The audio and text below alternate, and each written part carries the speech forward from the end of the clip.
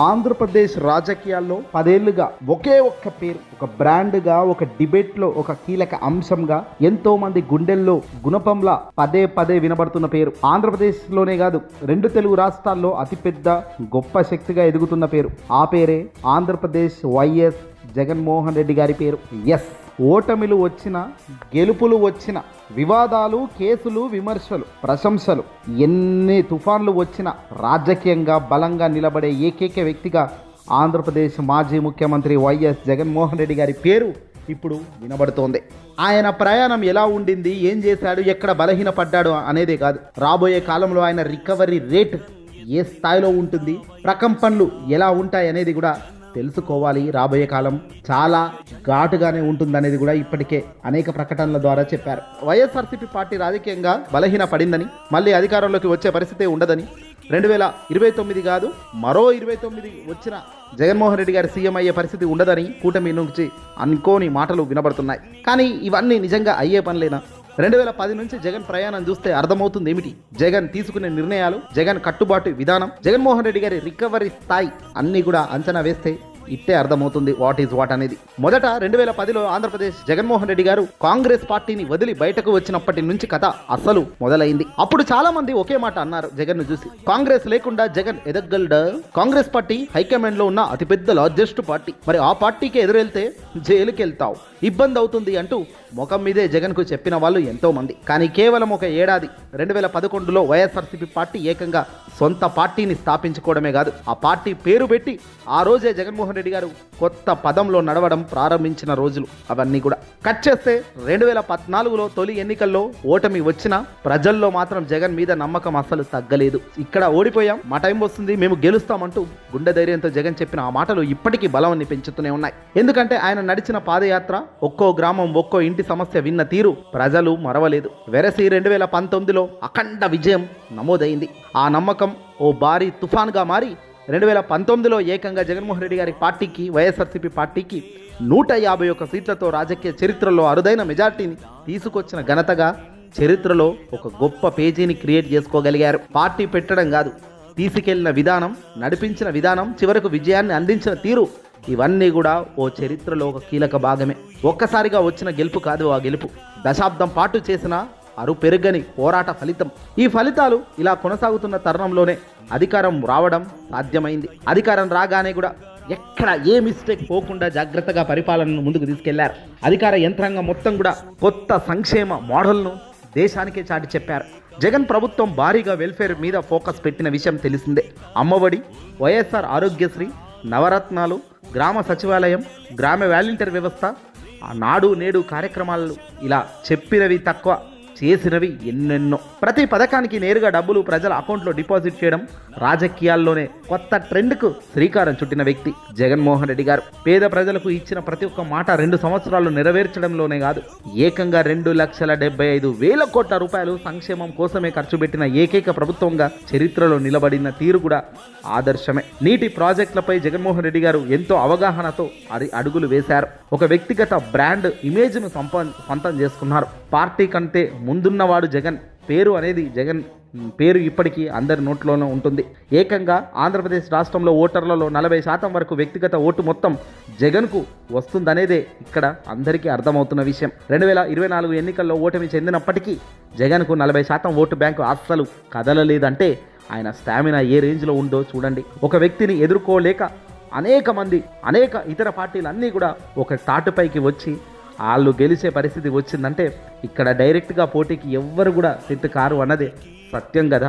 రాజకీయంలో ధైర్యం కావాలంటారు. ఎక్కడైనా రిస్క్ తీసుకోవడంలో ఆంధ్రప్రదేశ్ జగన్మోహన్ రెడ్డి గారు ఎప్పుడు వెనకడుగు వేయలేదు. 175 సీట్లలో అన్నిటిల్లో పోటీ చేస్తానని చెప్పి చేసి ఆ ధైర్యం వెనక నిలబడ్డ ధీరుడే జగన్.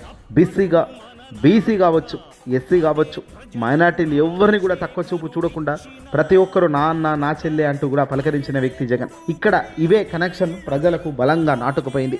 ఎంత పార్టీలు విడిపోయినా, ఎన్ని పార్టీలు కలిసినా జగన్కు 40% ఓటు బ్యాంకును టచ్ చేయలేనంత స్థాయిలో తాను నిలబడ్డ తీరే ఈరోజు రాబోయే 2029కి పునాది, 2029కి ఇదే నాంది. పార్టీ నిర్మాణం కన్నా వ్యక్తి ఆధారిత పరిపాలన చాలా మేలు. తీసుకునే ప్రతి నిర్ణయంలో జగన్మోహన్ రెడ్డి గారు ఆయన ఒక్కడే డిసిషన్ తీసుకుంటాడు అనేటట్టుగా ప్రొజెక్షన్ అయ్యింది. ఇది ప్రధానంగా జగన్ తన అధికారంలో ఉన్నప్పుడు తప్పులు.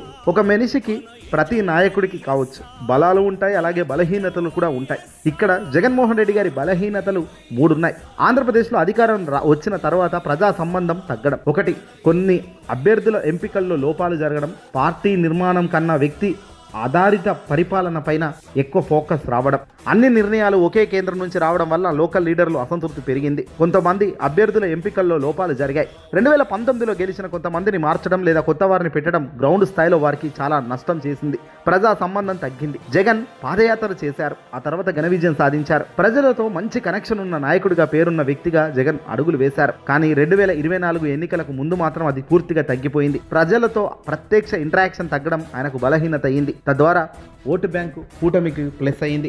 జగన్ కేసుల విషయానికి వస్తే పదే జగన్ జైలుకి వెళ్తాడని, జగన్మోహన్ రెడ్డి గారిని జైలుకు పంపుతామని, లేదంటే కొత్త కేసులు పెడతామని వెతుకుతున్న కూటమి ప్రభుత్వం ఏ కేసుల్లో ఎక్కడ ఏం చేయలేక చేతులెత్తేస్తున్న వైన్యాన్ని చూస్తూనే ఉన్నాం. జగన్ కేసుల సంగతి చెప్తే ఇక్కడ ఆశ్చర్యం. చాలా మంది నిపుణులు, పెద్దలు, రాజకీయంగా సంబంధించిన దురోధరులు చెప్పే విశ్లేషణలు చూస్తే నిజంగా ఆశ్చర్యం. జగన్ కేసులు అన్నీ కూడా టెక్నికల్ సమస్యలు ఉన్నాయట, అధికారులు అఫిడవిట్ లోపాలు చేశారట, ప్రొసీజర్ మిస్టేక్స్ చాలా ఉన్నాయట ఈ కేసుల్లో. ఇప్పట్లో తేలే కేసులు కావు, అసలు అవి ముందుకు పోయే కేసులు కూడా కావంటున్నారు. దీర్ఘకాలంలో ఇవన్నీ నిలబడే అవకాశం చాలా తక్కువనే ఉంటాయని నిపుణులు చెబుతున్నారు. జగన్ న్యాయపరంగా కూడా రాబోయే కాలంలో బలపడే అవకాశం ఖచ్చితంగా ఉంటుంది అనేది కూడా చాలామంది రాజకీయ అనలిస్టులు చెప్పే మాట. కాబట్టి ఇవంతా కూడా రాజకీయ ప్రేరేపితం కోసం, రాజకీయ ప్రమోషన్ల కోసం మాత్రమే వాడుకుంటున్నారే తప్ప అవి న్యాయం, ధర్మం అనేది వాటి వైపు లేవు అనేది క్లియర్ ఇండికేషన్ వస్తుంది. జగన్మోహన్ రెడ్డి గారి వ్యక్తిత్వం ప్రజలు బలంగా నమ్ముతున్న తీరు కూటమి ఇప్పటికీ జీర్ణించుకోలేకపోతుంది. వాస్తవానికి కూటమి అధికారంలో ఉంది పేరుకు, కానీ ఓ చంద్రబాబు నాయుడు గారు బయటకు వచ్చినా, ఓ పవన్ కళ్యాణ్ బయటకు వచ్చినా, లేకపోతే ఏ బీజేపీకి సంబంధించిన రాజకీయ నాయకుడు బయటకు వచ్చినా ఎక్కడా పెద్దగా ప్రజాదరణ ఉండదే, ఎక్కడా ప్రజాదరణ చూపిరే.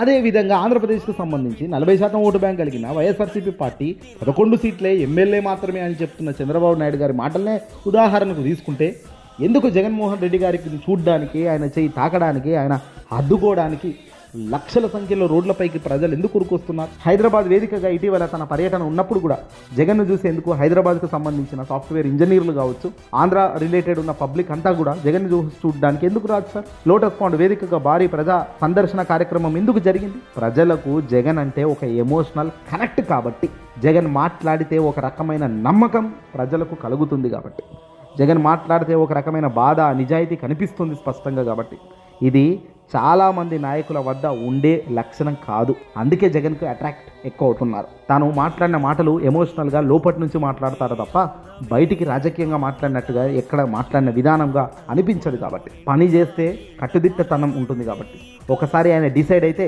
పూర్తయ్యేంత వరకు పట్టుదలతో ఉంటాడనే నమ్మకం ప్రజలకు ఉంది. కాబట్టి నేరుగా మాట్లాడే నైజాం ఉంది. కాబట్టి వాగ్దానాలు చేసి తప్పించుకునే నైజాం లేని వ్యక్తి, వాగ్దానాలు ఏదైనా చేస్తే, నిర్ణయాలు ఏదైనా అమలు చేయాలని అనుకుంటే జగన్ చెబితే చేస్తాడ్రబాయ్ అనే మాట ఈరోజు ప్రజల్లో బలంగా నాటుకపోయింది. కాబట్టి ఈరోజు ఆయనకు క్రేజ్ వచ్చింది.